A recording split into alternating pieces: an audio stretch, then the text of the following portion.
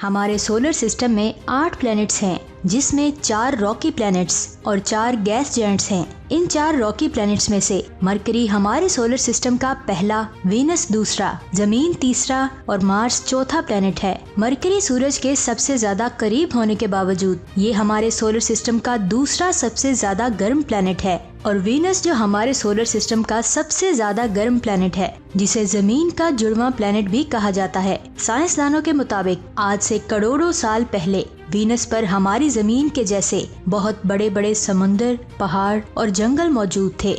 लेकिन फिर ऐसा क्या हुआ कि आज वीनस पर सूरज मगरिब से निकलता है और मशरिक में गुरूब होता है। यहाँ की जमीन लावा उगलती और वहाँ के बादलों से तेजाब की बारिश होती है, जिसे जहन्नुम का हिस्सा कहा जाता है। आखिर वीनस की ये हालत कैसे हुई और वीनस पर हमारी जमीन के जैसा समुंदर कहाँ गया?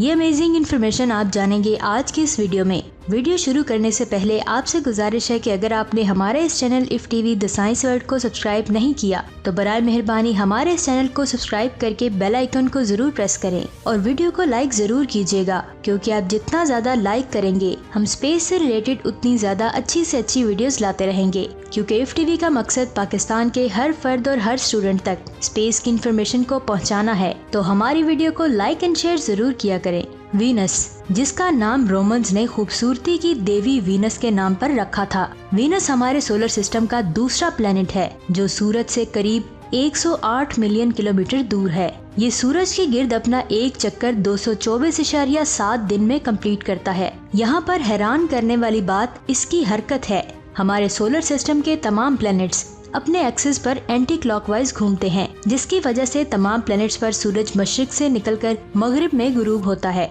लेकिन वीनस अपने एक्सिस पर दूसरे प्लैनेट्स की निस्बत उल्टी डायरेक्शन में घूमता है, जिसकी वजह से वीनस का एक दिन जमीन के 243 दिनों के बराबर है, जो वीनस के 1 साल से भी बड़ा होता है। यानी जब वीनस सूरज का एक चक्कर कंप्लीट करता है तब उसका एक दिन कंप्लीट होता है। वीनस का एटमॉस्फेयर हमारी जमीन के एटमॉस्फेयर से भी ज्यादा मोटा है, जो बहुत ज्यादा मिकदार में कार्बन डाइऑक्साइड गैसेस से भरा हुआ है। हमारी जमीन पर कार्बन डाइऑक्साइड की मिकदार 0.05% है। इतनी कम मिकदार की वजह से हम ग्लोबल वार्मिंग के खतरे से परेशान हैं और वीनस के एटमॉस्फेयर में ये 96% है। तो इफ टीवी के दोस्तों, कार्बन डाइऑक्साइड की इतनी ज्यादा मिकदार की वजह से ये हमारे सोलर सिस्टम का सबसे ज्यादा गर्म प्लेनेट है, जिसका टेम्परेचर 462 डिग्री सेंटीग्रेड है। आज से कुछ करोड़ साल पहले वीनस और अर्थ पर कार्बन डाइऑक्साइड की मिकदार सेम थी, लेकिन उस वक्त जमीन के नीचे का लावा वोल्केनोस के फटने की वजह से जमीन पर आ गया था, जिसकी वजह से जमीन में कार्बन डाइऑक्साइड की मिकदार बढ़ गई। फिर जमीन का आसमान इन कार्बन डाइऑक्साइड के बादलों से भर चुका था। इन बादलों से लगातार एसिड रेन हुई और जमीन पर कार्बन की मोटी चट्टानें बनने लगी, जिसकी वजह से जमीन के एटमॉस्फेयर में कार्बन डाइऑक्साइड की मिकदार बहुत ज्यादा कम हो गई। आज से 4.5 अरब साल पहले वीनस हमारी जमीन की तरह दिखाई देता था। इन दोनों प्लैनेट्स का साइज और डेंसिटी बिल्कुल सेम थी। आज से करीब 100 साल पहले तक साइंसदान मानते थे कि वीनस के मोटे एटमॉस्फेयर के नीचे हमारी जमीन की तरह समुंदर, जंगल और डायनासोर्स रहते होंगे। लेकिन 1950 में रशिया वीनस की स्टडी कर रहा था। रशिया ने सन 1961 से 1983 तक एक के बाद एक वेनेरा स्पेसक्राफ्ट को वीनस की तरफ लॉन्च किया। वीनस की सरफेस पर लैंड करना सबसे ज्यादा मुश्किल काम था। वीनस पर पहले 6 स्पेसक्राफ्ट भेजे गए, जिसमें वेनेरा 1, वेनेरा 2, 3, 4, 5 और वेनेरा 6 शामिल थे। लेकिन ये सब स्पेसक्राफ्ट्स वीनस के एटमॉस्फेयर में पहुंचते ही कहीं गुम हो जाते थे। लेकिन इनमें से वेनेरा 3 ही वाहिद स्पेसक्राफ्ट था जिसने वीनस की सरफेस पर लैंड किया। लेकिन लैंड करते ही वीनस के एटमॉस्फेरिक प्रेशर की वजह से ये तबाह हो गया। लेकिन रशियंस ने हिम्मत नहीं हारी और सन 1975 में वेनेरा 9 को लॉन्च किया, जो सक्सेसफुली वीनस की सतह पर लैंड करने में कामयाब हो गया, जो 55 मिनट्स तक एक्टिव रहा और आखिरकार हमने वीनस की सतह के इमेजेस देखे।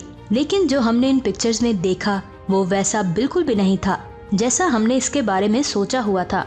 ये वो इमेजेस थे जिसमें हमने पहली बार वीनस की सरफेस को देखा। और फिर 1985 में वेनेरा 13 और 14 ने हमें इसके सरफेस की पहली कलरफुल इमेज भेजी। इसमें हमने देखा कि ये जगह जहन्नुम से कम नहीं थी, क्योंकि यहाँ की जमीन लावा उगलती है। यहाँ 167 एक्टिव वोल्केनोस हैं जो मुसलसल लावा उगल रहे हैं। इसी वजह से यहाँ भेजा गया कोई भी स्पेस प्रोब ज्यादा देर तक नहीं टिक सका। वीनस पर बहुत तेज हवाएं चलती हैं। हमारी जमीन पर जो सबसे ज्यादा खतरनाक तूफान आता है, जिसमें चीजें हवा में उड़ने लगती हैं, उसकी रफ्तार 250 किलोमीटर फी घंटा होती है। वीनस पर चलने वाली हवाओं की रफ्तार 360 किलोमीटर फी घंटा होती है, जो बहुत ज्यादा खतरनाक है। वीनस हमारे सोलर सिस्टम का सबसे ज्यादा चमकदार दिखाई देने वाला प्लेनेट है, जिसकी सबसे मेन वजह है इसका डेंस यानी मोटा एटमॉस्फेयर, जिसमें गहरे बादल तैर रहे हैं। जब इन बादलों पर सूरज की रोशनी पड़ती है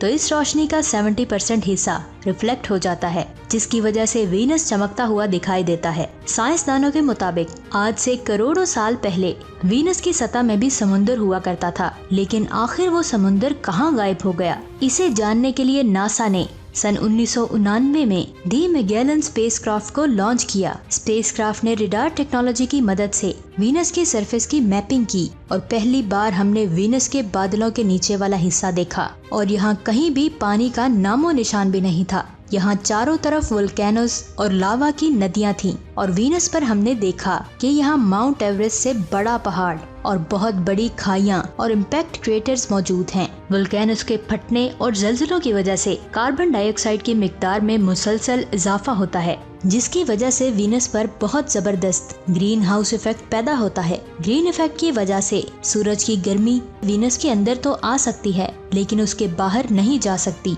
जिसकी वजह से करोड़ों साल तक गर्मी वीनस के अंदर जमा होती है और इसका दर्जा हरारत इतना ज्यादा बढ़ गया है कि आज ये हमारे सोलर सिस्टम का सबसे ज्यादा गर्म प्लेनेट है। लेकिन आप ये जानकर बहुत ज्यादा हैरान होंगे कि हमारे सोलर सिस्टम के सबसे गर्म प्लेनेट में भी बर्फ मौजूद है, लेकिन उस शक्ल में नहीं जैसी हम जमीन पर देखते हैं। जब मैगेलन स्पेसक्राफ्ट इसकी मैपिंग कर रहा था, तब वीनस के माउंटेन्स के ऊपर कुछ बहुत सफेद चीजों को देखा गया। अगर आप वीनस की सतह से देखेंगे तो ये माउंटेन्स आपको बहुत चमकीले नजर आएंगे। ये चमकीले इसलिए हैं क्योंकि ये सूरज की रोशनी को रिफ्लेक्ट करते हैं। साइंसदानों के मुताबिक ये बर्फ है जो धातु की तरह इन माउंटेन्स पर जमी हुई है। हम वीनस को देख रहे हैं। सोलर विंड की वजह से वीनस से पानी हाइड्रोजन और ऑक्सीजन की शक्ल में स्पेस में जा रहा है। ये बात हमें इस तरफ इशारा करती है कि शायद वीनस की सतह पर समंदर हुआ करता था। लेकिन हैरानगी की बात ये है कि हम आज भी ये नहीं जानते कि वीनस की ये हालत आखिर कैसे हुई थी।